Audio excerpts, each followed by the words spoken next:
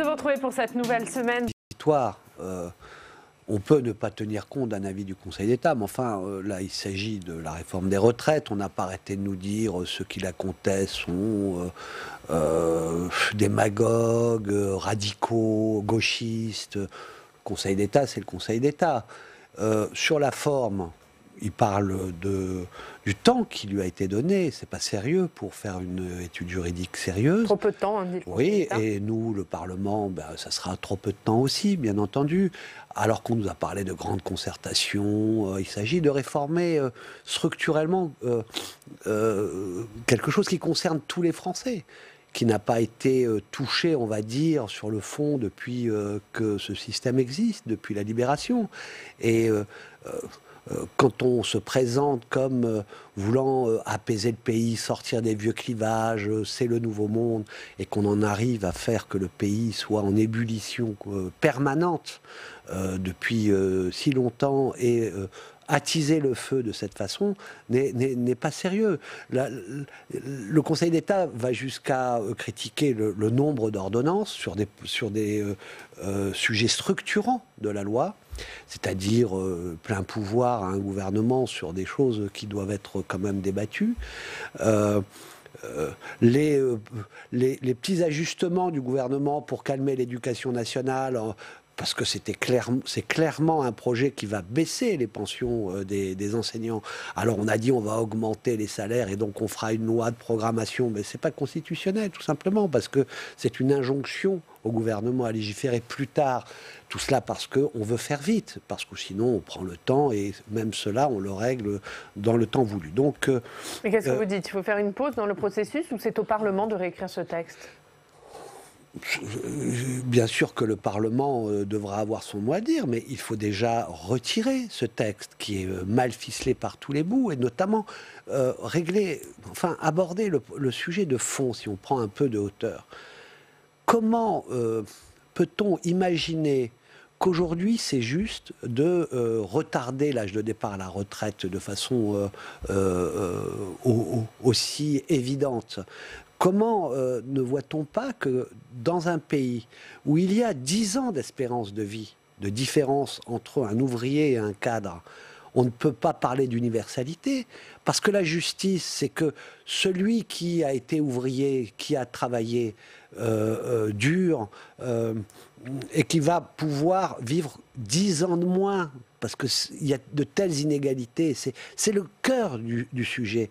Eh bien, il faut lui donner les moyens de pouvoir avoir quand même un petit peu l'espérance qu'il va vivre un peu après son boulot, et pouvoir profiter de cette retraite. Donc, une fois qu'on a dit ça, on a tout dit. Si le système ne prend pas en compte cela, donc c'est la pénibilité, mais il y a aussi cette inégalité gigantesque entre les hommes et les femmes qui est manifeste, qu'il faut corriger. Tous ces sujets, bien sûr qu'on peut, d'abord par la négociation sociale, mais aussi au Parlement, proposer, dire des choses et rassembler le pays. Les retraites, ça doit être un sujet qui rassemble le pays. Et maintenant, ça passe par la négociation sociale, par le Parlement, comme vous dites. Fini la grève pour vous? Il faut que la grève s'arrête? Non, mais si le gouvernement retire, enfin moi je n'ai pas appelé ni à la grève ni à l'arrêt de la grève. Franchement, ce que je pense, c'est que les syndicats sont dans leur rôle de contester quelque chose d'injuste. Il faut que les moyens de l'action restent des moyens de l'action, manifestation, grève, tout cela est prévu dans la Constitution. Bien entendu, pas de violence, mais le gouvernement... Un appel à une nouvelle journée mercredi, vous soutenez? Bien sûr que je soutiens en général, pas telle ou telle action, je soutiens le fait que les travailleurs et les citoyens en France se défendent par les moyens légaux qu'offre la Constitution. Nous, on joue notre rôle au Parlement, on n'a pas à agiter ou à appeler aux grèves, mais en tous les cas, il faut une négociation, il faut un système plus juste qu'aujourd'hui, donc c'est pas non, non, non, point. Et d'ailleurs, les syndicats ont des propositions, mais aussi faire en sorte que, à chaque fois, on essaye de prendre le temps nécessaire, parce qu'on n'est pas à 3 mois près quand il s'agit de réformer pour des générations. Voilà, et ça, c'est à l'injustice sociale qui n'a pas l'air de déranger le gouvernement, s'ajoute un amateurisme dans tous les domaines qui devient inquiétant. Allez, on va parler d'un autre sujet, de ce chiffre, 130%. C'est l'augmentation du nombre d'actes racistes et xénophobes en France en 2019. Comment vous expliquez ce chiffre inquiétant ? C'est le climat dans le pays. Il y a un climat social qui est pas bon, mais il y a aussi un climat démocratique qui s'abîme. Il y a de la haine, de la haine qui s'exprime. Et qui vient d'où, selon vous ? Qui vient du fait d'abord qu'il y a un parti politique dans le pays qui surfe là-dessus. Le Rassemblement national ? Oui, bien sûr, ça, le Rassemblement national, c'est son histoire. Mais c'est pas seulement français, c'est européen, c'est mondial. Il y a une crise, il y a un manque de repères, il n'y a pas assez de volontarisme politique pour voir que là, il y a un sujet. Quand la démocratie s'abîme, quand les relations sociales s'abîment, eh bien, sans repères, beaucoup de frustrations s'expriment. Et souvent, le rejet de l'autre est le résultat. Donc, qui est récurrent, c'est que même quand les Juifs sont très peu nombreux, sont une petite minorité partout, eh bien ça s'exprime contre eux. Ça, c'est l'histoire a montré qu'elle se répète de ce point de vue.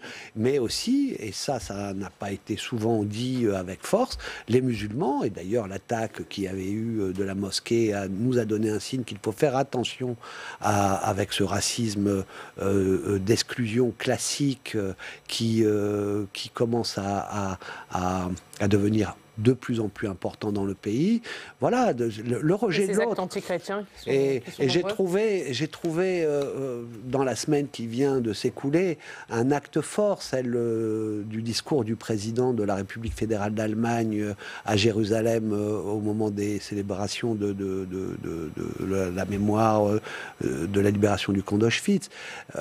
Qu'un président allemand dise ce qu'il a dit, c'est-à-dire pas seulement rendre hommage à ceux qui sont morts et aux victimes, mais pointer le fait que l'hommage doit être tourné vers l'avenir, parce qu'il y a une montée à nouveau, pas seulement de l'antisémitisme. Et je l'avais entendu au moment des commémorations de la chute du mur de Berlin, il avait dit le devoir de protection des réfugiés. Donc il faut s'imprégner de cela devant nous. Il y a le pire encore possible et il faut être très, très, très, très offensif sur ces questions. Un mot, puisque vous parlez de l'antisémitisme, sur cette phrase faite dite par Emmanuel Macron à nos confrères du Figaro. Il dit, Emmanuel Macron, il y a un fait, c'est que l'antisémitisme vient des extrêmes et c'est d'ailleurs une voie de passage entre les extrêmes de droite et de gauche. Vous êtes d'accord avec ça ? C'est quelque chose qui est pas juste sur le plan historique. Il y a toujours eu dans tout le champ politique des antisémites. Il y en a eu à l'extrême droite, c'était leur projet structurant. Il y a eu des dérives antisémites dans la gauche, il y a eu des dérives antisémites dans la droite, au plus haut niveau.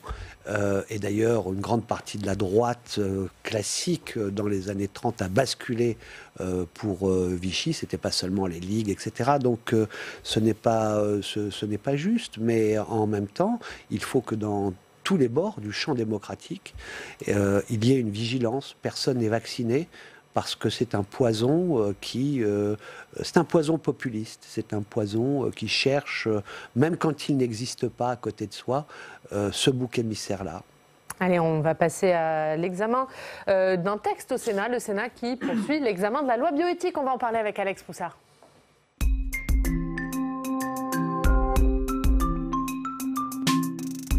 Bonjour Alex. Bonjour Ariane, bonjour David Assouline. Bonjour. Alex, le Sénat qui a donc adopté la PMA pour toutes, on le sait, on en a parlé, mais les sénateurs ont apporté des modifications sur la filiation des enfants issus de PMA.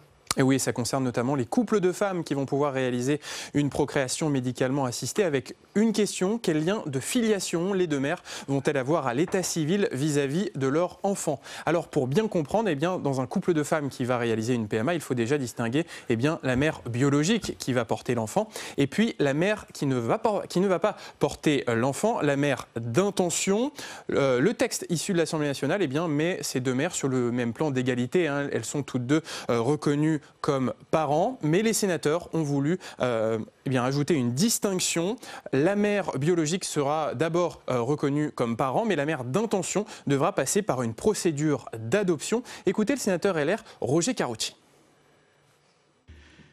Que l'on dise que dans la vie affective, dans la vie réelle de la famille à venir, deux femmes peuvent parfaitement élever un enfant, c'est d'accord, et c'est très bien comme ça. Mais que l'on invente un statut juridique un peu curieux, où on dit que finalement la mère biologique n'a pas plus, si je puis dire, de validité en tant que mère que la mère d'intention, alors la confusion est extrême.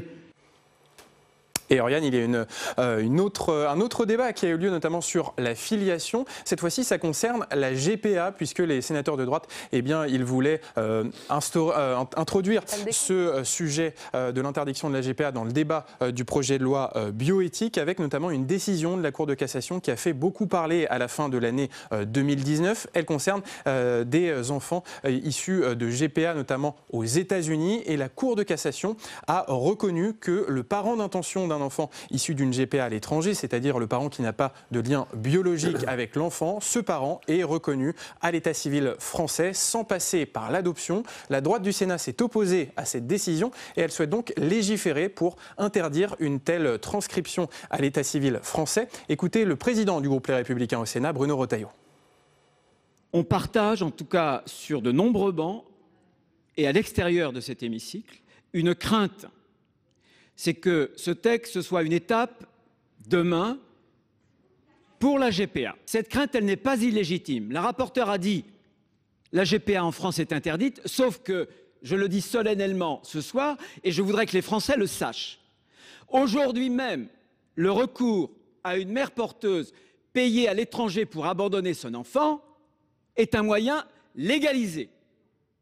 En France. Et du côté du gouvernement, on s'oppose également à cette décision de la Cour de cassation. Nicole Belloubet, la ministre de la Justice, souhaite que le parent d'intention passe par une procédure d'adoption. Mais du côté de la gauche du Sénat, eh bien, on rappelle la promesse d'Emmanuel Macron faite aux associations LGBT pendant la présidentielle, celle de reconnaître la filiation pour les enfants issus de GPA.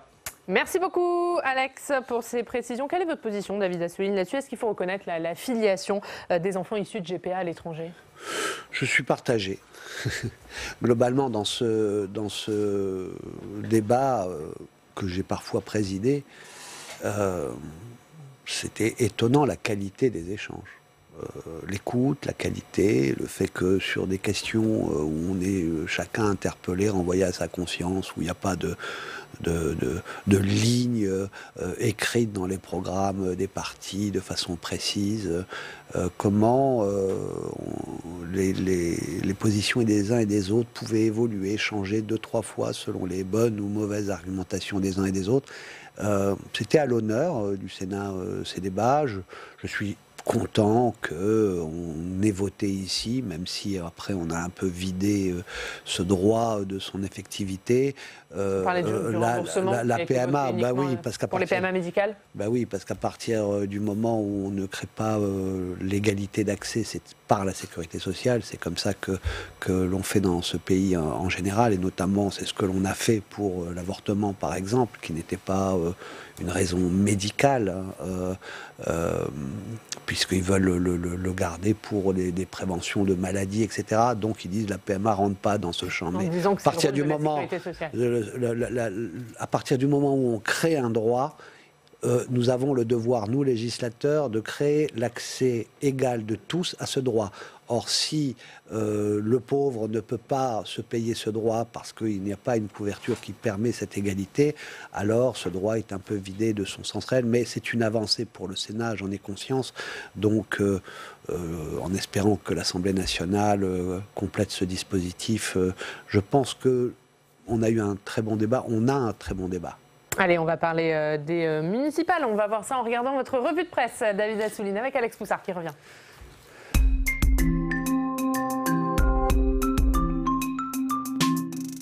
Et Alex, avant de parler des municipales, on va parler d'un homme, puisque la presse régionale évoque la disparition de Michou.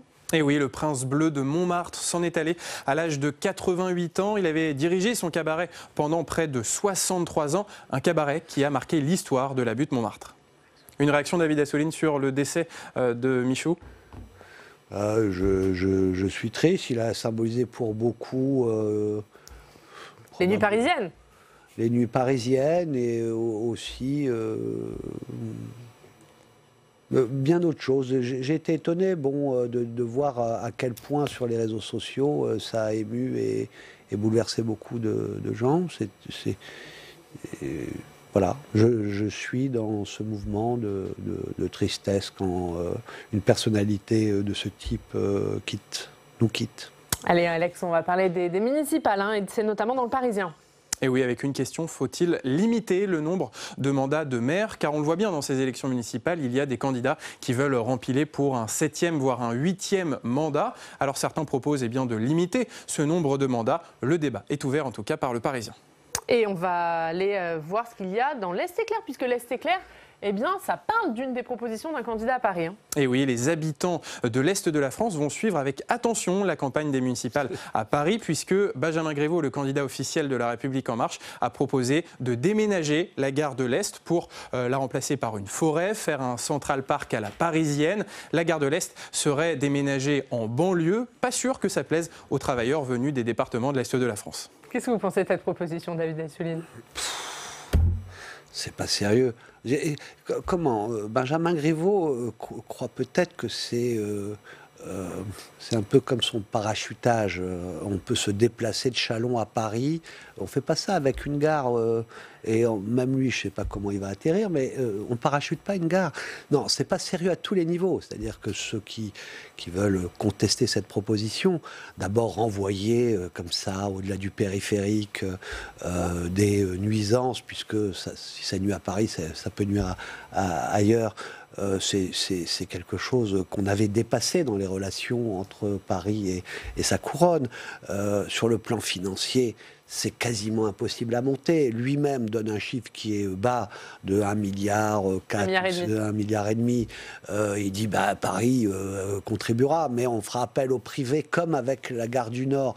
Enfin, la gare du Nord, le privé, il n'est pas venu pour financer une forêt. Il est venu pour financer des milliers de mètres carrés de bureaux et de galeries marchandes. Je ne l'ai jamais vu venir financer à ces hauteurs-là quelque chose qui n'a aucune rentabilité pour lui. Bon, malheureusement, on peut dire, mais c'est comme ça, c'est la vie. C'est pour ça qu'il faut du public, parce que le public, il regarde l'intérêt général et il n'est pas que dans l'intérêt financier. Donc, tout le montage financier, jamais la SNCF n'acceptera. Il a oublié que c'est pas le maire de Paris qui dirige la SNCF. Et donc, déjà, il y avait eu un projet qui avait sa légitimité dans le débat de faire la gare d'Austerlitz, d'essayer de trouver une solution. Mais voilà, ça a été enterré parce que c'était très lourd, très compliqué. Alors, pour en plus quelqu'un qui avait proposé un moratoire sur les travaux, c'est pas une forêt qu'il va y avoir, c'est pendant des années quelque chose d'absolument incroyable pour ce quartier. C'est une... voilà, sans compter... oui, tout l'Est de la France va adorer Benjamin Griveaux maintenant, parce que... voilà, c'est pas sérieux, et je suis étonné de voir que l'on puisse postuler à être maire de Paris.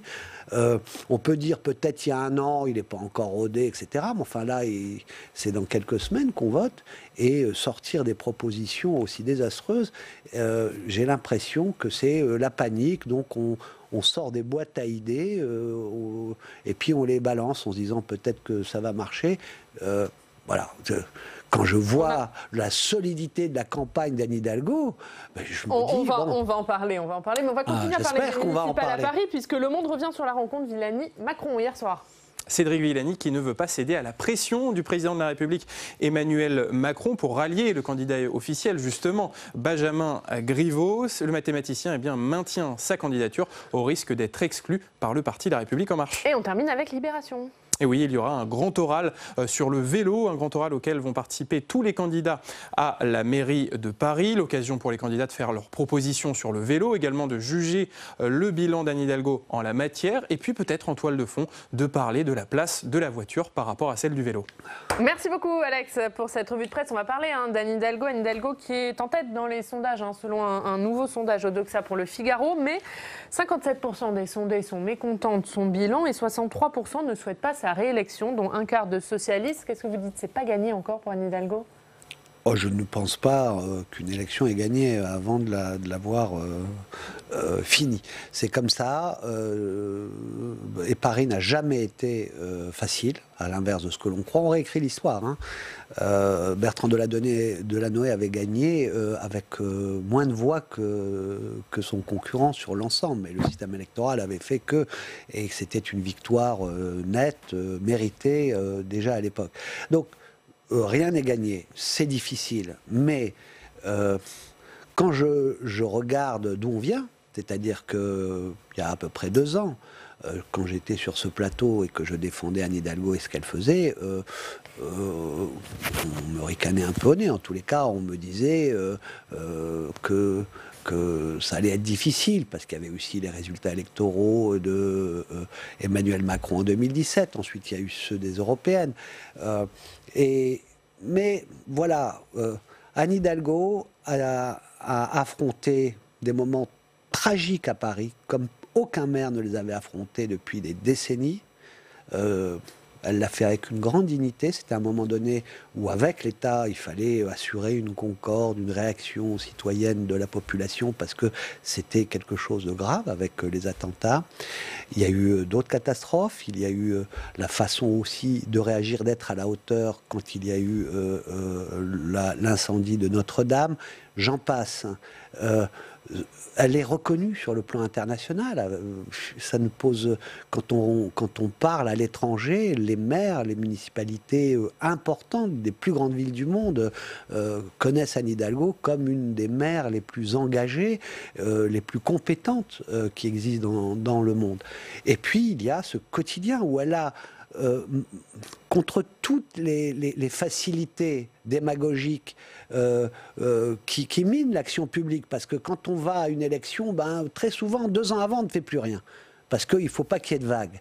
Elle a continué parce qu'il n'y a pas une seconde à perdre quand il s'agit de la lutte contre le réchauffement climatique. Il faut changer les choses. Et donc, les pistes cyclables, etc., ça peut déranger à un moment donné parce que ce sont des travaux qui changent la ville. La façon dont elle a tenu sur les voies sur berge, voilà, on moquait, on disait c'est n'importe quoi. Bon, aujourd'hui, tout le monde en profite et tout le monde est content et personne ne remet en cause réellement. Un peu Rachida Dati qui veut rouvrir des portions, mais enfin bon, on n'attend pas Rachida Dati sur l'écologie, donc c'est pas le sujet. Mais très franchement... Mais vous citez ce qu'a fait Anne Hidalgo oui. Qui met l'urgence écologique au cœur de son programme, et pourtant Europe Écologie Les Verts ne part pas avec vous au premier tour. Oui. Pour vous, David Béliard, aujourd'hui, le candidat d'Europe Écologie Les Verts, c'est un allié ou c'est un adversaire ? Ça a été un allié jusqu'à présent, c'est, j'espère, un allié demain, je pense que ce sera le cas. À chaque fois, les Verts sont partis à Paris, et ça aussi on oublie, tout seul, au premier tour. Ils voulaient absolument se compter, et puis ensuite il y avait un rassemblement au deuxième tour, et puis ça sert à ça, aussi une élection, s'il y a 2 tours. Pas une alliance avec Anne Hidalgo au deuxième tour. Vous êtes confiant là-dessus ? Moi, je suis confiant dans la cohérence des partis et des gens. Quand on a dirigé depuis 2001 avec la gauche et avec Anne Hidalgo depuis 2014, en votant l'ensemble des budgets, même le dernier, qui porte sur ce qui va venir maintenant, je ne vois pas au nom de quoi, d'un coup, on va changer des alliances et dire que ce qui est fait ne va pas. Que les écologistes et leurs propres propositions apportent leurs propositions, d'ailleurs, dans tous les domaines, c'est une évidence. Et le soir du premier tour, il faudra y compris intégrer ce qui n'est pas dans le programme d'Anne Hidalgo et qui peut être bénéfique pour la ville de Paris. Mais je pense qu'il vaut mieux de la clarté comme c'était clair avant, c'est-à-dire que, bien entendu, toute légitimité aux écologistes de défendre leurs couleurs et leurs propres propositions au premier tour, mais pas créer de doute sur le fait que les alliances, eh bien, c'est pas une alliance qui pourrait transcender des clivages en disant pourquoi pas avec la droite, le centre, parce que l'écologie transcende tout. Il y a l'écologie transcende à partir du moment où on la marie au social, on la marie aux valeurs républicaines, on la marie à l'universalisme et à l'internationalisme. Et ça, c'est la gauche qui marie l'écologie à tout cela. Et donc, je sais, connaissant les écologistes de Paris, je les connais tous, qu'il n'est pas pensable qu'ils envisagent d'autres alliances. Eh bien, merci beaucoup. Mais c'est mieux qu'ils le disent. Eh bien, écoutez, on va poser la question dans quelques instants à David Béliard, puisqu'il va vous succéder sur ce plateau. Mais j'ai confiance. David Béliard, candidat à Europe Écologie Les Verts à la mairie de Paris. Il est avec nous. Avant de l'entendre, vous allez voir que jusqu'au premier tour des municipales, on va vous proposer une série de modules pédagogiques pour tout comprendre de cette élection. Modules réalisés avec France 3 Noah, la chaîne de la Nouvelle-Aquitaine. Pour ce premier épisode, on va vous expliquer pour qui vote-t-on. Regardez.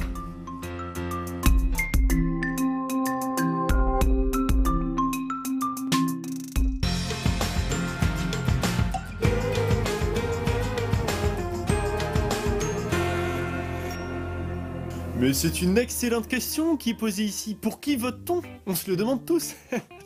Donc je vais vous donner là mon petit truc. Alors moi cette année c'est simple. Hein.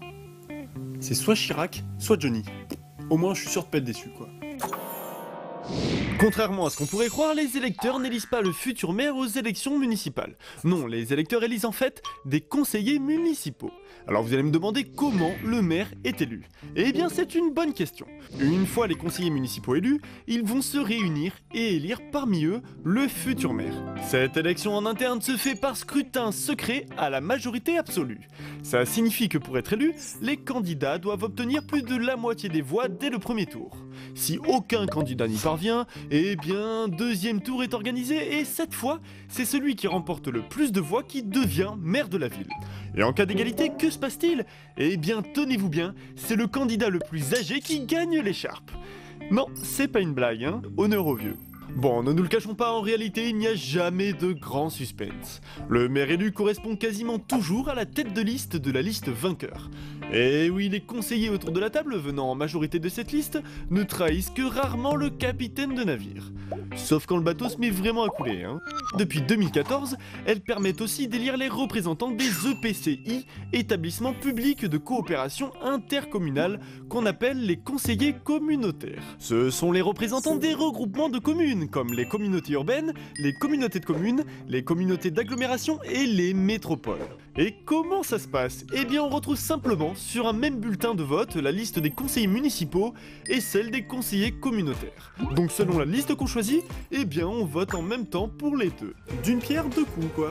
Sur ce, je vous donne rendez-vous la semaine prochaine pour un nouvel épisode. En attendant, n'oubliez pas de me poser vos questions à l'adresse ci-dessous. Allez, ciao!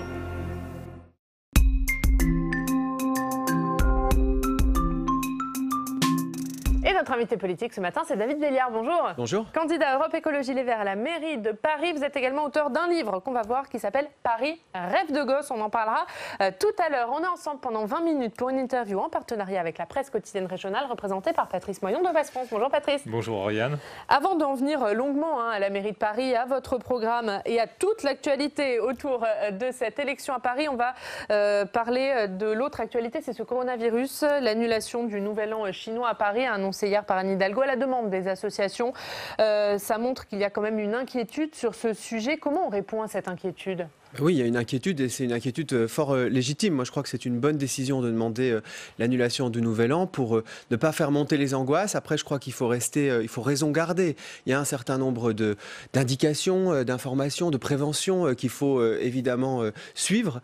Et puis, ça pose aussi la question des effectifs, de l'état aussi de l'hôpital public. Je crois qu'il faut aussi renforcer un certain nombre de moyens à l'hôpital public pour pouvoir répondre éventuellement à ce risque, ou en tout cas à... Mais vous pensez que l'État, que le gouvernement ne fait pas ce qu'il faut sur cette question? Aujourd'hui, en tout cas, il n'y a pas eu d'informations spécifiques pour un renforcement. On voit bien que l'hôpital public est dans un état qui est profondément dégradé et qu'aujourd'hui, on se retrouve avec une indication sanitaire qui est une indication sanitaire forte, qui demande un certain nombre de moyens, au moins à titre préventif. Et je crois qu'il faut aujourd'hui que l'État, que la ministre de la Santé nous indique quels sont les moyens qui sont mis à disposition, notamment à Paris, mais pas que. Vous avez l'impression qu'il faut se préparer à ce type d'épidémie, c'est-à-dire en faire plus sur la prévention? La question des épidémies, évidemment qu'elle doit être préparée en amont. Et je crois qu'il faut mieux prendre plus de décisions, comme par exemple l'annulation du Nouvel An chinois, pour éviter que cette épidémie puisse se propager ou même se réaliser. Parce qu'aujourd'hui, on n'est pas en situation épidémique. Aujourd'hui, il y a un certain nombre de cas qui ont été révélés en France et il faut se préparer. Se préparer, ça ne veut pas dire qu'on n'ont pas été bien traités, les patients ont été mis à l'isolement, aussi bien à Bordeaux qu'à Paris. Oui, non, mais qu'on a une certitude. Oui, mais on est dans une situation qui est une situation dont on ne connaît pas le déroulé. Donc il faut se préparer. Effectivement, il faut aussi se préparer j'allais dire au pire, mais en tout cas, il faut se préparer, se donner tous les moyens pour éviter justement qu'une épidémie arrive. Et là-dedans, vous avez effectivement la prévention. L'annulation du Nouvel An chinois fait partie des éléments de prévention aussi pour répondre à une angoisse que je comprends, une angoisse qui est légitime. Et puis, alors, il faut aussi donner... précise que c'est pas une question de santé publique. Il faut aussi donner... C'était pas à sa demande que ce Nouvel An chinois est annulé. Non, mais par contre, la demande qui est faite, c'est effectivement qu'on nous dise comment les hôpitaux, et notamment les hôpitaux de Paris, sont préparés et se préparent avec des moyens qui sont, je crois, des moyens supplémentaires. Mais vous avez des informations qui montrent que les hôpitaux de Paris ne sont pas bien préparés? Non, justement, et je les demande. Non, justement, et je les demande. En tant qu'élu parisien, en tant que citoyen, en tant qu'habitant à Paris, eh bien, je souhaite savoir, oui, quels sont le plan, quels sont les moyens qui sont aujourd'hui ou qui vont être affectés à l'hôpital public, à la PHP, pour se préparer en préventif à cette question du coronavirus. Allez, l'autre actualité, c'est la réforme des retraites et cet avis très sévère du Conseil d'État sur cette réforme des retraites. Le Conseil d'État qui demande au gouvernement de réécrire sa copie. Qu'est-ce que vous en avez pensé de cet avis ? L'avis, en fait, il vient s'ajouter à tous les éléments qui montrent que cette réforme, elle est mal préparée, qu'elle a été mal préparée, qu'elle ne répond pas aux grands enjeux, ni d'ailleurs aux grands enjeux de financement, ni à des enjeux qui sont des enjeux extrêmement importants, qui font le socle de notre vivre ensemble, qui sont la solidarité intergénérationnelle. Donc moi, je crois qu'aujourd'hui, la meilleure chose à faire pour ce gouvernement, d'abord, c'est d'entendre la mobilisation, d'entendre le fait que la majorité des Françaises et des Français sont opposés à cette réforme qui, encore une fois, va aggraver les inégalités, aggraver les injustices, réduire les pensions et notamment les pensions des plus modestes, et peut-être remettre le dossier sur la table des négociations, de vraies négociations, parce que moi, je crois au dialogue social. Il y a eu 2 ans quand même de négociations avec les organisations syndicales. Qu'est-ce qui a manqué dans au cours de ces 2 années? Toutes les organisations syndicales nous expliquent que en fait, ces 2 ans, ce cycle de négociation n'a pas été utile ou n'a pas été utilisé pour faire. Puis le parti animaliste qui a annoncé nous rejoindre au début de ce mois. Donc on voit bien qu'il y a une dynamique qui est une dynamique extrêmement forte, mais au-delà de ça, des personnalités qui nous rejoignent, notamment avec des personnalités féministes qui sont aujourd'hui sur nos listes. Bref, on a aujourd'hui une vraie dynamique. Cette dynamique, je termine juste, cette dynamique, elle répond en fait au désir d'écologie. Il y a un désir d'écologie, de plus d'écologie, d'une écologie qui est sincère, qu'une écologie qui est cohérente, une écologie qui est constante et une écologie qui est bienveillante. Parce que c'est ça notre projet. Mais l'écologie, elle est au cœur de beaucoup de programmes, et notamment celui d'Anne Hidalgo, qui met elle aussi l'écologie au cœur de son programme, l'urgence écologiste. Le socle de ma proposition, c'est l'écologie, dit-elle. Est-ce que finalement, c'est pas la candidate écolo, Anne Hidalgo? Mais moi, je me réjouis que aujourd'hui, les candidates et les candidats qui se présentent pour Paris se disent toutes et tous écolos. Voilà, c'est un peu le bal des convertis, mais c'est tant mieux. Je vais vous dire, c'est tant mieux. On est face à une urgence climatique et une urgence sociale qui est telle qu'il faut trouver des solutions. Et moi, je suis très content que nos propositions soient reprises par un tel ou une telle. C'est très bien. Par contre, une chose est sûre, c'est que si nous avons gagné aujourd'hui la bataille dans l'opinion, manifestement, eh bien, nous n'avons pas gagné la bataille contre le dérèglement climatique. Et c'est ça qui nous est posé aujourd'hui, et notamment de sortir de l'écologie des petits. On va parler de votre programme, mais sur la stratégie. Anne Hidalgo, elle se présente face à vous dans le 11e arrondissement de Paris. Comment vous l'avez pris ? Vous savez, le 11e arrondissement, c'est l'arrondissement qui m'a accueilli à Paris. C'est l'arrondissement où je suis. Quand je suis arrivé, j'ai commencé à vivre dans cet arrondissement. J'y suis profondément attaché. Ça fait 15 ans que j'y vis. Et c'est un arrondissement qui a une tradition d'accueil. Eh bien, nous accueillons tout le monde. En termes de stratégie politique, est-ce que vous seriez prêt à vous rapprocher de Cédric Villani, qui lui aussi insiste sur l'importance de l'écologie ? La question qui est posée, vous savez, c'est la victoire des écologistes. La question qui est posée aujourd'hui, c'est comment on résout l'urgence climatique, comment on répond à ces enjeux. C'est un enjeu qui est important, c'est un enjeu qui est complexe et qui va nécessiter que toutes les énergies soient rassemblées. C'est pour ça que j'ai proposé de construire une grande coalition climat. Qu'est-ce que c'est la grande coalition climat ?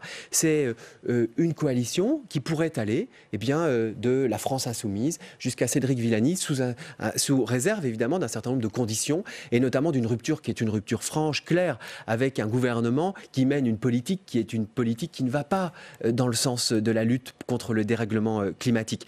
Donc moi je suis clair et je ne veux pas faire de discussion dans un couloir entre les deux tours, à l'abri des regards des Parisiennes et des Parisiens. Mais vous en êtes où avec Cédric Villani aujourd'hui ? Non, attendez, j'explique. Moi, ce que je veux faire, on va sans doute discuter, une centaine de propositions qui ont été déjà égrenées depuis le début de cette campagne. Et puis, j'explique avec qui, oui, je suis en capacité, ou je serai en capacité, sous réserve de conditions, de travailler. Oui, de travailler, parce que je pense que ça doit être exprimé auprès des Parisiennes et des Parisiens. Et cette coalition climat, je crois qu'elle ouvre un nouveau cycle politique. En 2001, nous avons ouvert un cycle politique qui était marqué par l'alliance entre le Parti socialiste et les Verts, et ça a été porté, d'ailleurs avec un certain courage, je dois bien l'admettre, par Bertrand Delanoë. Ce cycle politique, il a marqué un certain nombre d'avancées pour Paris, mais on en voit aussi les limites, et notamment le fait que nous n'avançons pas, que nous continuons à faire des projets de bétonisation, que nous continuons à avoir des projets de commercialisation de la gare, notamment par exemple de la gare du Nord, que lorsqu'on veut piétoniser ou quand on veut libérer Paris de la voiture, on se concentre uniquement sur les arrondissements du centre. Il faut sortir de cette logique. Il faut écrire une nouvelle histoire pour Paris. Et pour écrire une nouvelle histoire pour Paris, il faut construire un nouveau cycle politique où les écologistes seront au pouvoir. Qu'on soit bien clair sur Cédric Villani, vous lui demandiez une rupture claire avec la Macronie, c'était la condition pour vous rejoindre. Est-ce que ce qui s'est passé hier, où il a dit non à Emmanuel Macron, pour vous c'est une rupture claire avec la Macronie ? Je ne crois pas qu'il ait exprimé une rupture très franche, très forte avec le gouvernement d'Emmanuel Macron. Bien sûr, il y a un pas. Et moi, je m'en félicite. D'ailleurs, je me félicite qu'il ait choisi plutôt les enjeux climatiques, plutôt la coalition climat que je propose, au détriment d'un ordre ou d'une injonction du président de la République. Qu'est-ce que vous lui demandez de quitter La République En Marche ? Je trouve que c'est important, le pas qui a été fait. Mais on n'est pas encore... Mais c'est pas suffisant pour vous ? Moi, ce qui m'intéresse, c'est... Vous savez, moi, je suis pour la clarté. Mon programme, il est très clair. Mes valeurs, elles sont très claires. Elles sont connues, on peut en discuter. Tout le monde connaît le programme et les valeurs qui sont portées par la famille politique dont je suis aujourd'hui le représentant. Et je demande, moi, à tous les candidats, que ce soit Cédric Villani ou Anne Hidalgo, Parti socialiste, ou Daniel Simonet, d'être clairs à la fois sur leurs intentions, sur leurs projets et sur les valeurs qui les portent. Mais Cédric Villani il ne l'est toujours pas. C'est exclu du coup maintenant une alliance avant le premier tour ou c'est encore possible pour vous ? Mais moi j'ai toujours dit Hier, il a été clair à sa sortie. Mais il y aura un bulletin de vote David Béliard avec la coalition climat que je porte au jour du premier tour. Mais un bulletin de vote Béliard-Villani ou un bulletin de vote Béliard tout court ? On parle du deuxième tour. Nous sommes, engagés dans une élection parce que, vous savez pourquoi ? Parce que nous avons un projet qui est un projet singulier. Parce que ce que nous défendons, personne d'autre ne le défend. La ville nature, la piétonisation des 300 écoles, le fait de libérer Paris de la voiture, d'arrêter ces grands travaux qui sont des grands travaux inutiles de bétonisation et de commercialisation de la ville. Vous parlez de ce deuxième tour. Est-ce qu'il y aura un accord avec Anne Hidalgo au deuxième tour? Mais je n'en sais rien. La question, ça va être le projet. La question, ça va être les valeurs. Vous connaissez le projet d'Anne Hidalgo? Mais non, je ne le connais pas. On va voir. On va voir. Aujourd'hui, qu'est-ce qu'on fait, par exemple, sur la ZAC Bercy-Charenton? La ZAC Bercy-Charenton, ce projet, qui est un projet de construction de 6 tours, qui a été voté contre l'avis des écologistes et contre lequel je me suis opposé. Eh bien, qu'est-ce qu'on fait de ce projet, de ces hectares qui pourraient être aujourd'hui destinés, par exemple, à la nature ou à améliorer la qualité de vie des Parisiennes et des Parisiens. Vous êtes dans la même majorité à l'heure actuelle. Pourquoi ça changerait demain? Mais parce que nous avons un certain nombre de désaccords. Parce que vous n'aviez pas cette mandature? Mais ça, vous avez peut-être suivi l'actualité de cette mandature et vous avez peut-être vu que nous avions un certain nombre de désaccords sur la police municipale, sur la question de la publicité, plus globalement, sur la question de changer de modèle, sur la question de la lutte, par exemple, contre l'ubérisation de la ville, contre la présence, l'omniprésence des lobbies. Par exemple, on ne peut pas d'un côté dire qu'on lutte pour le climat et contre les dérèglements climatiques, et de l'autre, continuer à faire sponsoriser par Ferrero et Nutella les illuminations de Noël sur les Champs-Élysées. Ce n'est pas possible. Il faut sortir de cette écologie des petits pas. Il faut sortir de cette écologie qui ne fait pas de choix. Et moi, je crois aujourd'hui qu'il faut faire des choix. Et la candidature et les listes que je porte aujourd'hui, elles font un certain nombre de choix. Et elles font un certain nombre de choix pour améliorer la santé, pour améliorer la qualité de vie, pour qu'on puisse vivre toutes et tous mieux à Paris. Un mot avant de continuer à parler de votre programme sur Isabelle Saporta. Elle est à l'heure actuelle avec Gaspard Ganzer. Est-ce qu'elle va rejoindre les listes écolo? Isabelle Saporta, c'est une militante écologiste de talent et de valeur. Donc moi, je discute avec Isabelle Saporta. Ensuite, c'est sa décision personnelle. Mais pour le moment, on en est où? On continue à discuter. Mais elle pourrait vous rejoindre. C'est le premier tour. On continue à discuter. Mais écoutez, elle a fait un certain nombre de déclarations. Je crois qu'elle a apporté son soutien à Cédric Villani. Moi, je discute la question des listes. Vous savez, la question d'être présent ou pas sur les listes, ce n'est pas mon sujet. Ce qui m'intéresse, moi, c'est de travailler avec toutes celles et tous ceux qui veulent changer la ville, qui veulent écrire une nouvelle histoire pour Paris, qui veulent faire de cette ville une ville pour les enfants, pour les plus vulnérables, qui veulent faire de cette ville une ville avec plus de nature, avec plus de jardins, avec plus de parcs. Alors, une ville avec plus de nature, qu'est-ce que vous pensez du projet de Benjamin Griveaux de faire un Central Park, gare de l'Est? Ce projet, il est pharaonique. Ce projet, il ne répond pas à l'urgence climatique, il ne répond pas à l'amélioration de la qualité de vie des gens qui prennent aujourd'hui le métro ou qui prennent le train. En plus, moi, je suis un usager très régulier de la gare de l'Est. Non, c'est trop cher. Il faudrait 20 ans pour transformer la gare de l'Est et les voies, alors que nous n'avons pas 20 ans. Je crois qu'il faut sortir de cette logique de grands projets qui vient, encore une fois, ce projet, il va venir s'ajouter aux grands projets inutiles, comme par exemple la Tour Triangle ou la ZAC Bercy-Charenton que j'ai évoqué tout à l'heure. Tous ces projets sont d'un autre temps. Moi, je crois beaucoup qu'il faut revenir à une ville à taille humaine. Il faut que nous allions vers la reconquête des berges. Il faut que nous allions vers la reconquête de notre fleuve, de la reconquête de nos rivières, de la reconquête de nos canaux. C'est pour ça d'ailleurs que j'ai proposé la découverture de la Bièvre. Il faut retrouver cette rivière, par exemple, qui est une rivière aujourd'hui enfouie sous le béton et que nous pouvons retrouver, et je vais vous dire, projet de Benjamin Griveaux, 1,5 milliard d'euros, 20 ans de travaux. Projet sur la question de la Bièvre, 50 millions d'euros, et nous pouvons le faire pendant ce mandat. David Béliard, on a bien compris vos propositions sur l'écologie. Il nous reste très peu de temps, mais je voudrais vos principales propositions sur deux sujets qui intéressent les Parisiens. D'abord, la sécurité. Quelle est votre principale proposition sur ce sujet? La création d'une brigade de sécurité et de tranquillité publique. Aujourd'hui, nous avons un certain nombre de personnels de la mairie de Paris qui nécessitent d'être réorganisés pour proposer, évidemment, une brigade que nous avons, d'ailleurs j'ai dit, qu'on proposerait son renforcement avec plusieurs centaines de personnes à recruter pour notamment les arrondissements qui sont les arrondissements les plus en difficulté, les quartiers qui sont les plus en difficulté, le nord-est parisien. Moi, je crois encore une fois, si je peux me permettre, je crois encore une fois qu'il faut remettre de l'humain en ville. Nous avons dépensé des millions et des millions d'euros sur la question de la vidéosurveillance sans aucun résultat. Je crois qu'aujourd'hui, il faut remettre des humains, quitter ce faux débat sur la police municipale. En fait, nous pouvons faire, aujourd'hui, nous pouvons répondre là, maintenant, à la question des incivilités à Paris. Et deuxième sujet, bien sûr, c'est le logement. Là aussi, quelle est votre principale proposition ? Il faut réguler le marché privé, il faut continuer à faire du logement social, bien entendu, puisque j'ai quelques secondes, mais continuer à faire du logement social.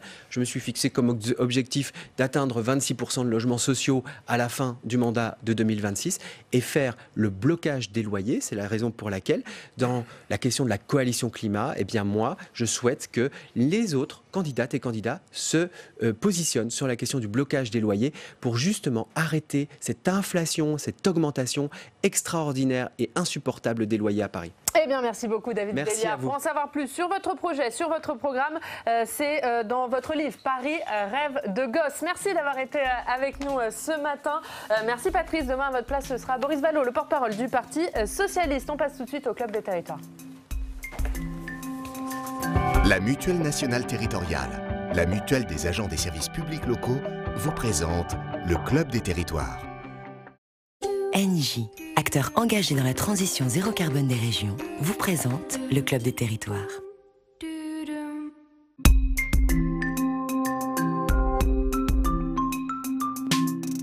La presse quotidienne régionale et les télévisions locales vous présentent le Club des territoires.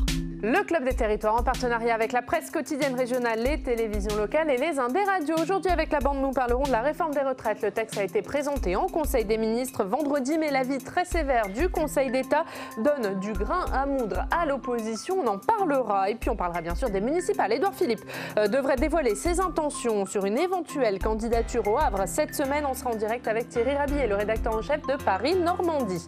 Mais d'abord, comme tous les jours, c'est l'heure de notre reportage en région. Toutes les semaines jusqu'à fin mars, nous vous proposons une série de reportages consacrés aux municipales.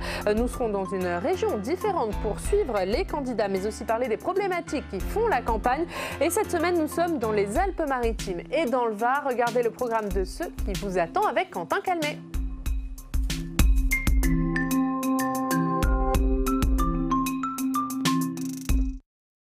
La ville de Nice mise depuis de nombreuses années sur la vidéosurveillance pour lutter contre la délinquance et l'insécurité.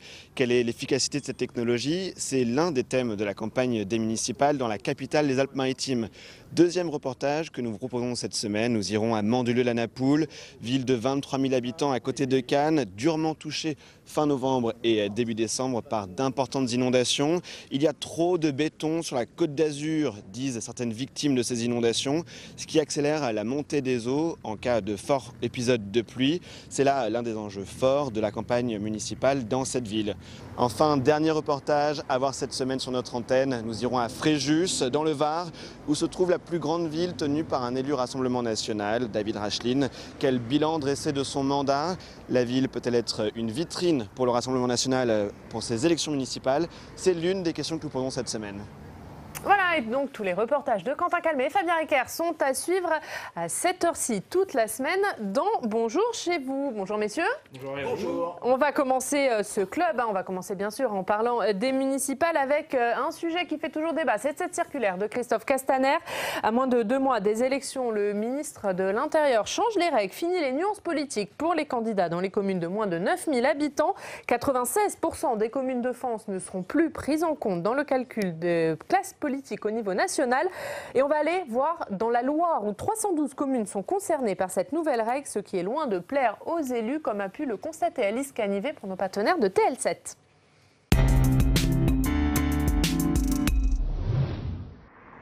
L'ETRA, classée dans les communes d'hiver droite. Unieux, Dancel, Union de la gauche. Mais le 22 mars prochain, elles disparaîtront de la carte. Avec moins de 9 000 habitants, les familles politiques se passeront d'elles. À Unieux, Christophe Favergeon brigue un 3e mandat. Chef du Parti communiste de la Loire, il tient à afficher sa couleur. C'est un déni de démocratie. C'est pas au ministère de l'Intérieur de décider de cela. C'est aux candidats de décider de leur étiquette. Ça ressemble fort à une volonté de masquer les mauvais résultats que pourraient être ceux de La République En Marche. On sait qu'il y a peu de gens pour se revendiquer de cette étiquette dans les petites communes. Et ça ressemble fort à une volonté de cacher le véritable résultat aux habitants du pays. Mais pour certains, ne plus apparaître sur la carte des familles politiques, c'est aussi une reconnaissance. Donc ça, c'est l'affiche de 2014. À l'ETRA, Yves Morand conduit une liste sans étiquette depuis 24 ans, mais à chaque élection, on le range automatiquement avec les candidats divers droite. On va dire que le village est divers droite, voilà. Et j'aurais pas fait un caca nerveux si on est catalogué comme village divers droite, parce que c'est vrai. Mais la liste, là j'insiste, elle n'est pas divers droite, parce que en fait je surreprésente même des gens qui ne sont pas divers droite ou qui ne sont pas droite. Je suis plus content de ne pas être classé, oui. Je ne sais pas comment ils vont nous classer du coup, rien du tout. Ça ne me gêne pas du tout. Cette année, la couleur de la Loire se fera avec seulement 11 communes sur les 323 que compte le département. C'est à peine plus de 3%. Pour bien comprendre, voici les résultats de 2 familles politiques en 2014. Avec les nouvelles règles, les chiffres auraient été bien différents.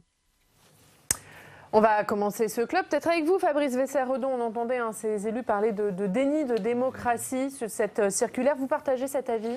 C'est un changement, oui, c'est un changement. On le voit d'ailleurs avec la simulation qui est faite sur les derniers résultats, là, de votre journaliste. Ça peut changer effectivement la vision qu'on a de tel ou tel département. Après, ça fait partie du boulot d'un ministre de l'Intérieur, de changer les règles. Tous les ministres de l'Intérieur le font à chaque élection. Alors évidemment, là, c'est un argument majeur pour l'opposition. Est-ce que c'est un déni de démocratie à partir du moment où les choses sont expliquées en amont, qu'on sait que les règles changent? Il y a quelque chose qui n'est in fine pas très étonnant, c'est qu'Emmanuel Macron, dès sa campagne présidentielle, avait annoncé qu'il voulait changer la donne, il voulait changer le paysage politique français, il voulait qu'on raisonne autrement. C'est une façon d'appliquer sa politique. Arnaud Benedetti. Oui, enfin c'est quand même problématique parce que si vous voulez, ça touche des communes de moins de 9000 habitants et vous savez très bien que dans des communes qui sont au-delà de 2500 habitants, il peut y avoir des étiquettes politiques. C'est-à-dire que vous avez des listes de gauche, des listes de droite. Donc, si vous voulez, ça renforce l'idée quand même qui s'est installée parmi les observateurs et parmi les commentateurs et parmi aussi les acteurs politiques que le parti majoritaire fait quand même tout pour que ce scrutin soit illisible au soir des résultats. Donc cette touche est une touche supplémentaire dans finalement l'incertitude et la fragilité qui aujourd'hui travaillent la majorité quant aux résultats de ce scrutin. C'est quelque chose qui me paraît assez net. L'autre problème, c'est que c'est vrai que vous avez des petites communes de moins de 1000 habitants où vous avez ce qu'on appelait par le passé les listes d'intérêt communal, qui étaient des listes qui pouvaient regrouper des gens venant d'horizons politiques différents et qui parfois d'ailleurs n'avaient même pas une sensibilité politique très affichée et très déterminée. Mais je crois que quand même, aujourd'hui, dans le contexte actuel, ça va quand même, malgré tout, fausser la vision générale du résultat. Juste un point, c'est quand même 23 millions d'électeurs que l'on ne va pas comptabiliser, in fine, en fonction de leur couleur politique. Donc, en effet, ça change quand même considérablement la donne. Et puis, est-ce qu'un président de la République, aussi bien intentionné soit-il, doit-il changer, finalement, 200 ans de culture politique? C'est une question qu'on peut se poser. Et oui, il faut préciser que quasiment toute la classe politique, hormis La République En Marche, est opposée à cette circulaire sur les étiquettes politiques. Et la semaine dernière au Sénat, Christophe Castaner, il a essayé un peu de se défendre face aux sénateurs durant les questions d'actualité au gouvernement. Et il a pris appui sur des sénateurs centristes et républicains, Mathieu Darnaud et Françoise Gatel, qui sont en pointe sur ces questions de collectivité. Il a dit qu'ils étaient d'accord avec cette réforme, notamment dans le débat sur le projet de loi engagement et proximité à l'automne dernier en faveur des communes. Et après, j'ai interrogé Françoise Gatel, la sénatrice centriste. Elle a dit que non, elle n'était pas d'accord pour la suppression de l'étiquette politique pour les communes de moins de 9000. Ce qu'ils avaient proposé, les sénateurs, c'était la suppression du nuançage pour les communes de moins de 3500 habitants. C'est pas tout à fait pareil. Ouais, vous avez raison de rappeler que c'est pas du tout pareil et que cette mesure à moins de 9000 est tout à fait indéfendable.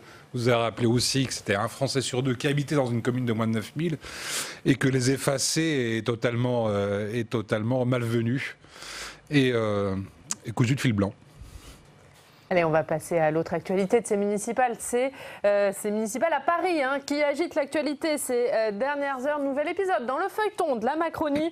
Hier soir, Emmanuel Macron a reçu Cédric Villani à l'Élysée. Il lui a demandé de se rapprocher de Benjamin Griveaux, fin de non-recevoir immédiate de Cédric Villani qui maintient sa candidature. Cédric Villani qui n'est plus adhérent de La République En Marche. C'est ce que déclare à l'instant Stanislas Guerini, le patron du parti. On va en parler, mais avant cela, on va écouter Cédric Villani. C'était hier soir à sa sortie de l'Élysée. Comme toujours avec le président de la République, la conversation fut agréable. Nous partageons une vision sur bien des enjeux, mais aujourd'hui, j'acte une divergence majeure. De toutes les idées mises sur la table pendant cette campagne, celle de la coalition climat est pour moi l'une des plus importantes et les plus nécessaires pour que s'ouvre à Paris une nouvelle ère. Je ne pense pas qu'il soit possible aujourd'hui de la réaliser en ne discutant qu'au sein d'un parti. C'est bien d'une coalition inédite que Paris a besoin. Je sais ce que je dois au président de la République. Je sais aussi ce que je dois aux citoyens, aux Parisiennes et aux Parisiens qui m'accordent leur confiance. Demain, je serai à leur côté. Ma campagne continue en toute indépendance. Arnaud Benedetti, est-ce que c'est un désaveu total pour Emmanuel Macron ? Oui, clairement. D'ailleurs, on se demande ce qu'il est allé faire dans cette galère, parce que, si vous voulez, quand vous menez une opération de ce genre, c'est-à-dire, en d'autres termes, essayer de débrancher un candidat, d'abord, vous ne l'annoncez pas. Donc, en matière de communication, il y a une faute de communication politique, parce qu'on a fait pression sur Cédric Villani. Cédric Villani a rencontré le président de la République. Cédric Villani sort de l'Élysée, et à peine sorti de l'Élysée, il fait état de son désaccord avec le président de la République et refuse finalement la proposition pression du président de la République. Donc il s'agit quand même d'un défi très net à l'autorité du président de la République à un moment où finalement le contexte politique peut-être se serait passé vraisemblablement d'un tel événement. Donc moi je crois que si vous voulez il y a eu une triple erreur. Il y a une erreur de communication politique, il y a une erreur psychologique. C'est-à-dire qu'en fait Cédric Villani c'est quelqu'un qui, il ne faut jamais oublier d'où il vient, c'est un chercheur. Un chercheur, c'est quelqu'un qui, par nature, est indépendant et très autonome. Donc, ce n'est pas un animal politique comme un autre, si vous voulez. Donc, c'est quelqu'un qui est capable de résister à ce type de pression. Et là, il en a fait la démonstration. Il est convaincu de son projet, il est convaincu de sa démarche. Il est lancé dans une campagne où maintenant, je veux dire, des fonds ont été investis, des candidats ont été investis. C'est extrêmement difficile de faire marche arrière. Donc, l'intervention du président de la République, elle fait fi de la psychologie de Cédric Villani et elle arrive trop tard. Puis, il y a un troisième point qui est, à mon avis, une erreur politique, c'est il ne faut pas croire que deux blocs additionnés font un résultat électoral. C'est-à-dire que la mathématique, ce n'est pas l'alchimie électorale. Et penser qu'on va additionner Villani plus Griveaux, ça va produire une dynamique favorable aux candidats de La République En Marche, à mon sens, c'est une erreur. Parce que si vous voulez une dynamique positive, il faut qu'elle s'inscrive dans un contexte qui soit positif. Et là, ce n'est pas un contexte positif. On fait pression pour retirer la candidature de Villani. Et donc, l'addition des deux forces ne créera pas une dynamique électorale supplémentaire. On l'a vu d'ailleurs, même avec M. Bournazel. M. Bournazel s'est retiré au profit de Benjamin Griveaux. Et les sondages montrent que finalement, à qui ça profite essentiellement à Rachida Dati. On sent quand même, moi c'est ce que je retiens de ces images, on sent quand même, quand on entend le candidat Villani, on sent quand même que le vent a soufflé très fort hier chez le président de la République, parce qu'on a l'habitude d'entendre Villani. Il n'y a pas beaucoup d'effets, il n'empêche on sent que le vent a soufflé très fort, et pour cause, le président de la République a un gros enjeu sur cette élection. Il ne peut pas se payer le luxe de ne pas gagner Paris. Il ne peut pas se payer ce luxe. Mais est-ce qu'il peut encore gagner Paris, Emmanuel Macron ? Eh bien, c'est toute la question. Surtout que, a priori, il n'est pas très, très aidé pour l'instant. Non, il n'est pas aidé. À sa place, je me tiendrai à l'écart de cette affaire qui tourne au vaudeville. C'est un peu ridicule. Central Park à la Parisienne, le déplacement des gares, mon Dieu, où on est. Le projet est inatteignable. Ça fait plutôt marrer les gens. Il n'y a plus de cohérence là-dedans. Est-ce que ce n'est pas contradictoire ? C'est vrai qu'Emmanuel Macron a semblé un peu en recul de ces municipales. Et là, il s'implique dans le duel, la dissidence Griveaux. Il arrive en retard. Il n'était pas en recul. Je crois qu'il ne s'y est pas impliqué suffisamment tôt. Il a laissé courir un petit peu tout ça en pensant que dans la dernière ligne droite, les choses se décanteraient naturellement. Le problème, c'est qu'il a plus de résistance que prévu chez ses amis. Et que Anne Hidalgo, quand on regarde les derniers sondages parus ce matin, enfin hier soir précisément, Anne Hidalgo résiste un peu plus que prévu. Allez, on va l'avait regarder peut-être enterré trop tôt. ce sondage pour terminer là-dessus sur cette municipale à Paris. On va regarder ce sondage Odoxa Figaro qui est donc paru dans le Figaro aujourd'hui. Anne Hidalgo à 23%, Rachida Dati à 20%, Benjamin Griveaux à 16%, David Béliard 14,5% et Cédric Villani à 10%. C'est le retour du clivage droite-gauche finalement à Paris. Oui, facialement, c'est le retour du clivage droite-gauche. Ce qu'il faut noter, c'est que c'est vrai qu'il y a une dynamique qui est intéressante pour Rachida Dati, puisque c'est une candidature qui aujourd'hui reconquiert pied à pied une partie de l'électorat de droite. Et on peut se poser la question si, au vu des sondages et au vu notamment des déclarations de M. Villani, s'il ne risque pas d'y avoir encore un effet d'éviction supplémentaire concernant l'électorat de M. Griveaux, c'est-à-dire une partie de cet électorat centre-droit qui était prêt à voter Griveaux, voyant l'état des rapports de force politiques, voyant l'état des sondages, peut finalement, peut-être, éventuellement, se reporter sur la candidature de Rachida Dati. Ce qui ne veut pas dire que Rachida Dati ait beaucoup de chances de l'emporter à la mairie de Paris, mais en tout cas, elle est en train de redonner une légitimité pour l'instant à la droite dans un paysage politique où la droite avait plutôt montré ces dernières années qu'elle était, disons, animée par un sentiment de défaite et de machine à perdre. Ce serait quand même assez incroyable que l'ancien monde arrive à se rétablir à Paris qui a porté Emmanuel Macron au pouvoir. Et c'est peut-être ce qu'il va se passer. Allez, ces dissidences Griveaux-Villani, elles ont agité ces dernières heures de campagne. Et Alex, vous êtes plongé dans les archives de Public Sénat lors des élections de 2014. Et on va voir les dissidences. Eh bien, c'est pas nouveau. Et oui.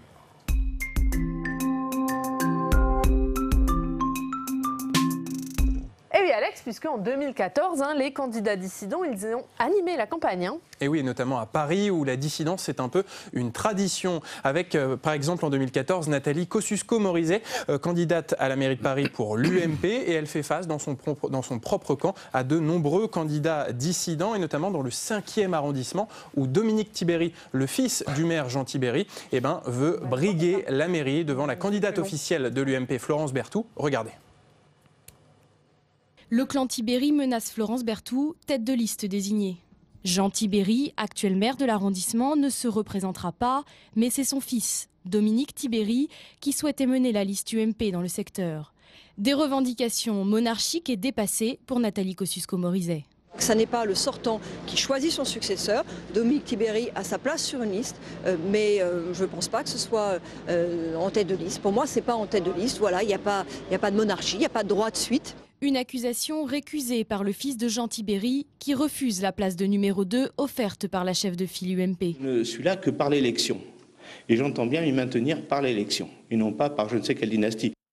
Et au final, Dominique Tibéri s'est rallié à la candidate officielle Florence Berthoud et il a obtenu une bonne position, une seconde place sur sa liste. Alors il n'y a pas qu'à l'UMP où les candidats dissidents ont semé le désordre en 2014, également au Parti socialiste à Marseille où à l'époque le président du département des Bouches-du-Rhône socialiste, Jean-Noël Guérini, il soutient des candidats dissidents face aux candidats officiels de Solferino. Et là, il n'y a pas d'arrangement possible entre Jean-Noël Guérini et la direction du PS. Jean-Noël Guérini est exclu du Parti socialiste et c'est une décision logique à l'époque pour le sénateur PS Luc Carvounas. Écoutez-le. Il se met de facto en dehors des règles et des statuts de notre parti. Est-ce qu'il a un avenir au groupe PS ici ? À partir du moment où Jean-Noël Guérini devrait voir prononcer son exclusion ce soir, je pense qu'il n'aura pas plus de place au sein du groupe socialiste. Jean-Noël Guérini, qui est d'ailleurs passé après cet épisode dans le groupe des radicaux au Sénat, le groupe RDSE. Dernier cas de dissidence en 2014 à analyser, cette fois-ci dans la commune de Forbach, en Moselle, où la division de l'UMP a participé à la montée du Front National avec le candidat de l'époque, Florian Philippot, qui était en bonne posture dans les sondages. Il était quasiment aux portes de la ville. Regardez. Florian Philippot a déjà remporté une victoire, être au cœur de cette élection. Ils parlent que de moi. C'est plutôt bon, non? Même en mal. Ils sont obsédés. Résultat, ils font la même campagne. Autre atout pour le FN, la division de la droite locale. Lui, c'est Alexandre Cassaro, à peine 26 ans, le candidat officiel de l'UMP et le représentant de la nouvelle génération. Éric Diligent a lui été exclu de l'UMP. Motif, avoir présenté sa propre liste face à Alexandre Cassaro. Il assume cette guerre fratricide avec Cassaro. Il s'est positionné très à droite, il y avait des histoires de villes mal commandées, de voitures qui brûlent, de halal, enfin des choses sur la sécurité avec pléthore de policiers municipaux. Toutes ces choses-là ne correspondaient pas à mon programme et à mes idées. Et moi, le mariage de la carpe et du lapin, j'y crois pas. Et oui, pas de mariage entre la carpe et le lapin pour l'UMP en Moselle. Mais en attendant, Florian Philippot avait récolté 35% des voix au second tour des municipales à Forbach, derrière le maire PS qui a été réélu. Donc on peut dire que la dissidence, c'est tout bénef pour les adversaires. Et ça fait partie du charme de ces élections depuis longtemps, Fabrice. Mais pour le coup, ça, c'est pas un déni de démocratie. La dissidence, ça fait partie de la vitalité démocratique. Et le jour où il n'y aura plus de dissidents, il n'y aura plus de démocratie. Allez, on va continuer à parler des municipales. Comme tous les jours, on va se rendre dans une rédaction locale. Aujourd'hui, on va aller à Rouen, retrouver nos partenaires de Paris-Normandie. Bonjour Thierry Rabillet, rédacteur en chef de Paris-Normandie. On va parler municipal avec vous et avec des maires à l'école. Exactement, puisque dans quelques jours maintenant, les 15 et 22 mars, beaucoup de renouvellement va être effectué. À peu près 30% des maires sortants ne se représentent pas, donc on va avoir arrivé une nouvelle cuvée de maires qui sont tout beaux, tout frais, mais qui auront sûrement des lacunes quant à la législation. Et donc c'est vraiment un gros souci quand même, surtout dans les petites communes rurales, où il y a souvent des secrétaires de mairie qui sont parfois à temps partiel, et donc les maires se retrouvent tout d'un coup face à une masse d'informations, notamment législatives, et n'ont pas forcément toutes les bases. Et donc, les associations de maires, notamment dans l'Eure, en Seine-Maritime, organisent régulièrement des formations afin de les aider à prendre la mesure de leur poste, ce qui n'est pas simple. Donc, on est allé en reportage dans plusieurs petites communes de l'Eure. On a notamment le témoignage de Marie-Françoise Leclerc, une jeune maire qui a été élue pour la première fois en 2014, à la tête d'une petite commune de 327 habitants dans l'Eure, Berthouille, près de Bernay, et qui a dû se former à la fois sur Internet et qui a pu compter notamment sur l'Association des maires de France, l'Union des maires de l'Eure, pour trouver des réponses à toutes les questions qu'elle se posait, notamment avec l'apparition de la loi NOTRe, toutes les différences qu'il y a pu avoir entre les différentes législatures. Donc c'est important de se former, et aussi, point important, les maires peuvent depuis 2017 utiliser le droit individuel à la formation afin de trouver des réponses à toutes leurs questions qui sont immenses et qui seront sûrement encore bouleversées au cours des prochaines années. Voilà pour la formation des maires. On va parler campagne électorale et ministre en campagne dans votre région. C'est Sébastien Lecornu qui est en campagne dans sa ville de Vernon. Oui, il n'y a pas qu'Édouard Philippe. Vous parliez tout à l'heure d'Édouard Philippe qui réserve sa réponse. On approche du 31 janvier, la date butoir. Quant à Sébastien Lecornu, il était ce week-end, samedi, dans sa ville de Vernon. Je dis sa ville car on sait très bien que même s'il n'est plus le maire, François Ozillot, le maire, est quasiment sous tutelle de Sébastien Lecornu. Et donc là, Sébastien Lecornu a réservé pour ses vœux à la population un grand show à l'américaine, 1300 invités. Il a serré la main quasiment à tout le monde, à la Chirac. Il a rappelé son attachement à Vernon, là où tout a commencé pour lui quasiment en politique, puisqu'il a été élu maire de Vernon en 2014, avant de conquérir le département de l'Eure quelques mois plus tard. Donc pour lui, Vernon, c'est sa terre d'élection. Il fait fi des étiquettes, qu'il soit en marche, peu importe. Pour lui, c'est important, c'est Vernon, c'est sa vie, c'est les citoyens. Et donc, il sera sur la liste, bien sûr, aux prochaines élections. Sera-t-il tête de liste numéro 3, numéro 5 ? Je pense qu'il doit un petit peu consulter aussi Édouard Philippe, qui s'interroge aussi sur la place qu'il va prendre sur la liste au Havre, aux côtés de Jean-Baptiste Gastine, actuellement le maire en place. Donc, on voit que les deux élus du gouvernement préparent farouchement ces élections, et ils ne laisseront la place à personne pour que Vernon ou le Havre puissent basculer dans un autre camp. Justement, vous parliez d'Édouard Philippe qui devrait dévoiler ses intentions cette semaine, puisqu'il a dit qu'il donnerait sa décision avant fin janvier. Est-ce qu'elle est attendue, cette décision, sur place ? Elle est très attendue dans son camp, bien sûr. La députée Agnès Firmin-Le-Dodo, selon son expression, dit qu'elle compte les dodos avant le retour de Doudou au Havre. Donc, vous voyez un petit peu, on prend ça un petit peu à la rigolade. On essaie de faire un petit peu d'humour, mais on sait bien que dans cette majorité qui est aussi un petit peu pas toujours très unifiée entre un maire, Jean-Baptiste Gastine, qui est beaucoup plus proche d'Hervé Morin, qui incarne une droite un petit peu plus radicale que celle d'Agnès Firmin-Le-Bordeaux, qui est beaucoup plus progressiste. Le seul qui puisse arbitrer un petit peu les débats, c'est Édouard Philippe. Donc tout le monde attend la décision d'Édouard Philippe. Et à gauche, où l'Union a du mal à prendre, exactement, c'est la même chose. Autant Jean-Baptiste Gastine faisait figure un petit peu d'homme qu'on pouvait battre, autant Édouard Philippe est quasiment imbattable sur cette terre. Donc c'est une décision qui est très attendue. Édouard Philippe a dit qu'il donnerait sa décision avant le 31 janvier. On sait très bien que pour lui, le Havre, c'est une terre très importante. C'est un homme de parole, donc on peut se douter, surveiller un petit peu son compte Twitter, surveiller ses interventions. En tout cas, il ne manquera pas de donner sa réponse avant le 31 janvier. Et vous ne manquerez pas de nous faire part de la suite de ce feuilleton d'Édouard Philippe au Havre. On se retrouve lundi prochain. J'espère que lundi prochain, qu'on aura la réponse et qu'on pourra un petit peu débattre du sujet et de donner notre opinion sur la place que prendra Édouard Philippe au Havre les 15 et 22 mars. Et on espère aussi, en tout cas on vous retrouve lundi, ça c'est sûr. Thierry Rabillé, on va revoir la une de Paris-Normandie, des maires à l'école. C'est à la une de votre journal aujourd'hui. Merci beaucoup Thierry. Un mot rapidement, Arnaud Benedetti, Édouard Philippe qui mettra donc fin au suspense en fin de semaine. C'est difficile de demander à ses ministres de s'engager et de ne pas le faire ? Oui, c'est un peu compliqué parce que, si vous voulez, il est le chef de la majorité, le Premier ministre. Donc, le chef de la majorité, il doit aussi mouiller sa chemise. Ceci dit, il y a eu des Premiers ministres qui n'avaient pas d'implantation locale. Mais pour lui, c'est important parce que, finalement, je veux dire, c'est une... Premier ministre, ça dure qu'un temps. Maire du Havre aussi, d'une certaine manière, parce qu'on est soumis au suffrage universel, mais c'est quand même une base de repli. Et Édouard Philippe, c'est aussi un notable.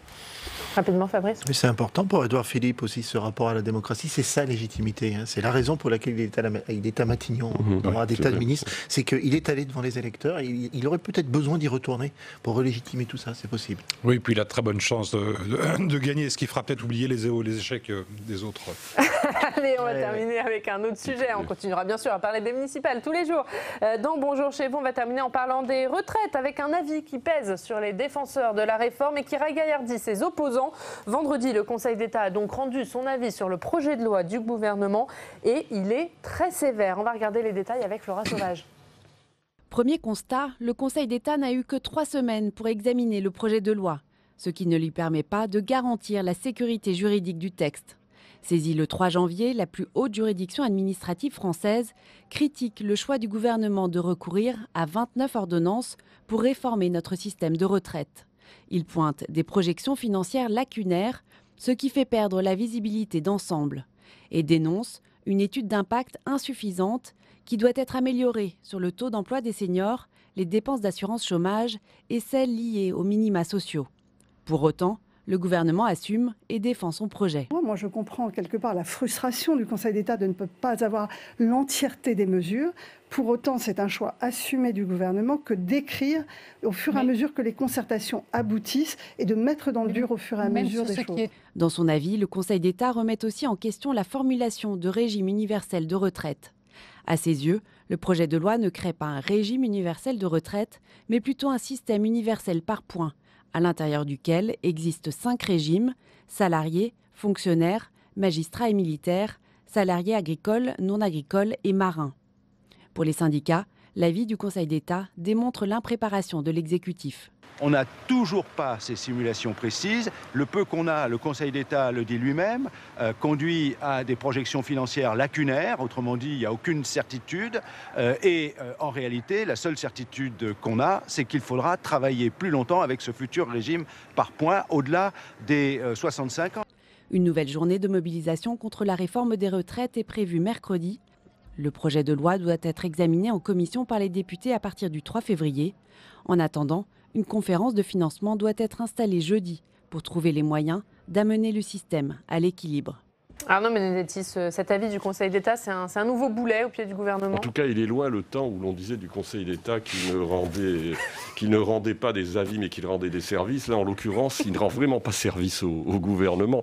Oui, si vous voulez, ça renforce l'idée que ce texte, finalement, est insuffisamment préparé. Et on voit bien que les opposants, qu'ils soient politiques ou syndicalistes, se sont engouffrés dans cette brèche tout le week-end en martelant que l'avis du Conseil d'État venait corroborer finalement leurs craintes et leur opposition dans un contexte où, in fine, on est dans une sorte de statu quo puisque le gouvernement finalement trace sa ligne politique après la présentation devant le Conseil des ministres, donc les débats parlementaires vont bientôt commencer, où le mouvement syndical, certes, le mouvement social s'est un peu infléchi en termes de mobilisation, mais reste quand même très soutenu par l'opinion publique.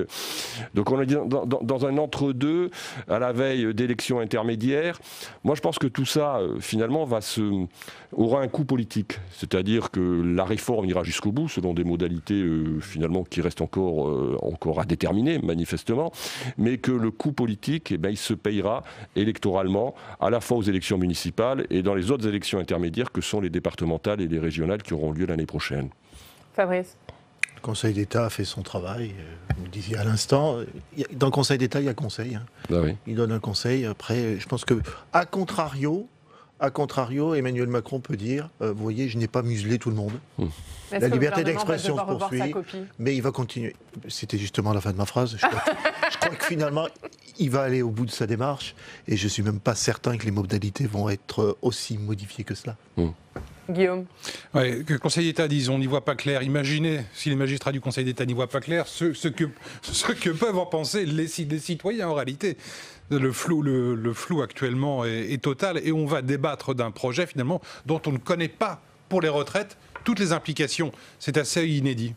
Et oui, on va entamer la procédure parlementaire, l'examen de ce texte. Et on entendait la ministre Agnès Buzyn. On est en train d'écrire le texte au fur et à mesure pour un texte qui représente 340 milliards d'euros. Enfin, c'est assez hallucinant. Et d'ailleurs, le président du Sénat, Gérard Larcher, le dit, tant qu'on n'a pas tous les chiffres, toutes les études précises sur cette réforme, il ne faut pas examiner ce texte au Parlement. Il y a une possibilité, c'est que le Sénat rejette l'examen de la réforme des retraites. Ça avait été le cas pour la réforme de l'hôpital, puisque les sénateurs n'avaient pas le plan pour l'hôpital public dans les mains avant de l'examiner.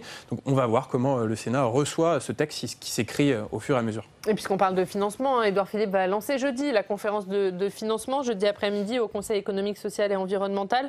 Est-ce que c'est une conférence de financement, Arnaud Benedetti, étant donné les positions des uns et des autres, qui peut être concluante ? Il y a deux contraintes quand même, je les rappelle, c'est-à-dire qu'on ne baisse pas les pensions et on n'augmente pas les cotisations patronales. Donc il faut que les gens qui vont se réunir réussissent à entrer par la porte étroite, si je puis dire, pour trouver des mesures qui permettront le financement du futur système. Mais si vous voulez, il y a quand même quelque chose qui pose problème, c'est qu'en même temps que l'on examine la loi, on discute des modalités de financement. Donc en termes de méthodologie, et d'ailleurs c'est ce qu'a fait remarquer et observer le président du Sénat, il y a quelque part un vice qui ne renforce pas vraisemblablement, là aussi, l'adhésion de l'opinion à ce projet de réforme. Parce que finalement, on propose un projet de réforme sans être aujourd'hui véritablement assuré des conditions de son financement. Ça me paraît du bon sens qu'on se pose des questions. Allez, on en reparlera, puisque notamment jeudi, donc, Édouard Philippe lance cette conférence de financement.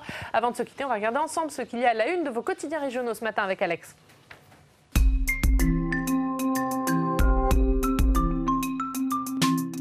Et Alex, on commence avec le Midi Libre. Oui, la peur va-t-elle se répandre face à l'épidémie de coronavirus ? En tout cas, en Chine, on se barricade face à cette épidémie mortelle. En France, les premiers cas ont été signalés, mais pour l'instant, la population ne cède pas à la panique. À la une de la Provence, un moment historique. Eh oui, un moment historique, en tout cas pour l'histoire politique de Marseille, puisqu'aujourd'hui, c'est le dernier conseil municipal de Jean-Claude Gaudin, maire de Marseille depuis un quart de siècle. Il siège au conseil municipal, tenez-vous bien, depuis 48 ans. Voilà, il va céder son siège fin mars après les élections municipales. Et on parlera de ce dernier conseil municipal demain dans le club des municipales. Eh oui, notamment avec vous, Alex, dans vos échos de campagne. Les municipales, on en parle dans le Maine Libre. Et oui, alors que l'écologie est un thème très fort dans cette campagne des élections municipales, le Maine Libre a décidé de pointer le curseur sur les communes rurales qui ont choisi de se convertir à la préservation de l'environnement, notamment en développant les éco-pâturages, en passant au zéro produit phytosanitaire ou alors en réduisant la pollution lumineuse, un sujet très important dans les zones rurales. À la une de l'Éco-Républicain. L'Éco-Républicain également sur les élections municipales. Et les journalistes de l'Éco-Républicain ont choisi de donner la parole aux habitants de leur territoire. Les journalistes vont aller dans 12 communes moyennes, entre 2000 et 10 000 habitants, donc qui n'auront plus d'étiquette politique aux élections municipales après la circulaire. Et les habitants de ces communes moyennes vont donner leur avis, présenter leurs aspirations avant ces élections municipales. Et puis on termine avec une disparition à la une du Courrier Picard. Et oui, la disparition de Michou, le prince bleu de Montmartre, qui a disparu à l'âge de 88 ans. Il a dirigé son cabaret à Montmartre pendant près de 63 ans. Un cabaret qui a marqué l'histoire de la butte Montmartre. Mais Michou, c'était également un homme attaché à son territoire, la Picardie. Le natif d'Amiens est toujours resté fidèle. On peut lire ça dans le Courrier Picard. Et merci beaucoup Alex pour cette revue de presse. On va regarder vos unes, messieurs. La une du Progrès avec vous, Fabrice, covoituré pour mieux rouler. Et puis un papier sur les municipales, condamnés mais candidats. Oui, on a fait le choix de parler, alors sans pointer spécialement du doigt ces gens-là, mais pointer le phénomène, c'est qu'il y a aujourd'hui, malgré toutes ces règles de moralisation de la vie politique française, un certain nombre de candidats, dont des candidats très importants, à Grenoble, à Aix-en-Provence, à Firminy, qui vont retourner devant les électeurs et qui gardent des chances importantes de gagner, malgré ou leur condamnation ou leur mise en examen. Et voilà, c'est donc à lire aujourd'hui dans les journaux du groupe EBRA, à la une de la Gazette des communes cette semaine. Guillaume Doyen, électricité achetée vert, pas si facile. Oui, pas si facile. Vous pensez acheter de l'électricité verte, ce ne sera pas forcément le cas. Ne vous faites pas avoir. Et puis surtout, ne mettez pas à destination des collectivités des clauses dans vos contrats qui seraient jugés parfaitement illégales au nom du bien-être de vos citoyens, du développement écologique. Il peut arriver que vous vouliez imposer de l'électricité produite à proximité, etc. Tout n'est pas permis en l'occurrence. Donc à lire cette semaine dans la Gazette des communes. Et puis ce nouveau numéro de la revue politique et parlementaire, Arnaud Benedetti, territoire sous tension. Oui, on a voulu faire à la veille des municipales un tour de l'ensemble des territoires, à la fois à travers la question de la décentralisation, à travers finalement l'émergence d'un nouveau personnel politique aussi dans ces territoires. C'est un tour d'horizon général avec des universitaires, des politiques, des historiens, des sociologues et à quelques encablures d'une élection intermédiaire importante. Il nous a paru en effet intéressant de nous plonger dans cette France territoriale qui est une France très éruptive et dont il faut se rappeler qu'elle fut à l'origine aussi de la crise des Gilets jaunes il y a maintenant un peu plus d'1 an. Et c'est donc à lire dans ce nouveau numéro de la revue politique et parlementaire. Merci messieurs d'avoir été avec nous. On se retrouve demain mardi, club des municipales. Ce club des territoires entièrement consacré à l'élection. Et puis l'invité politique, ce sera Boris Vallaud, député des Landes, porte-parole du Parti socialiste. On vous attend demain. Très bonne journée. La presse quotidienne régionale et les télévisions locales vous ont présenté le Club des territoires.